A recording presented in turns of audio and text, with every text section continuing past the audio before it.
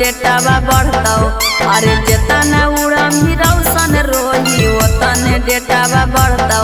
तोर जवानी वाला जिंदगी छौड़ा जेलवे में कटतौ।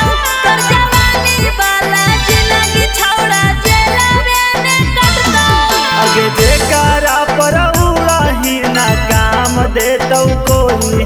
आगे जेकारा पर उड़ाही ना काम देतौ कोई।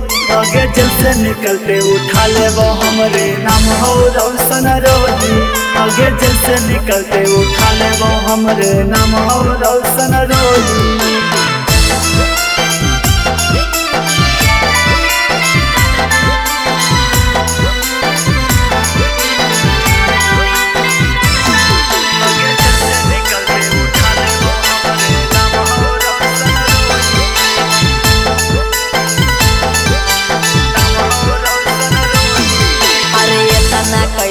तैयो छौड़ा सुधार लौ नहीं तोरा बोली रे।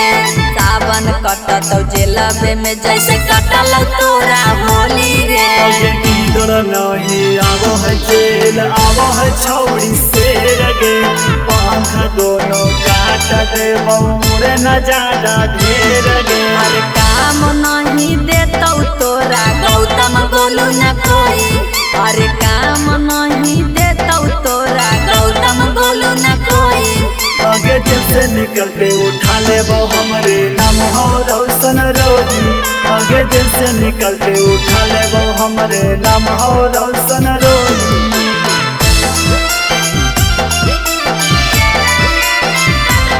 नमूना रिकॉर्डिंग स्टूडियो राजगीर।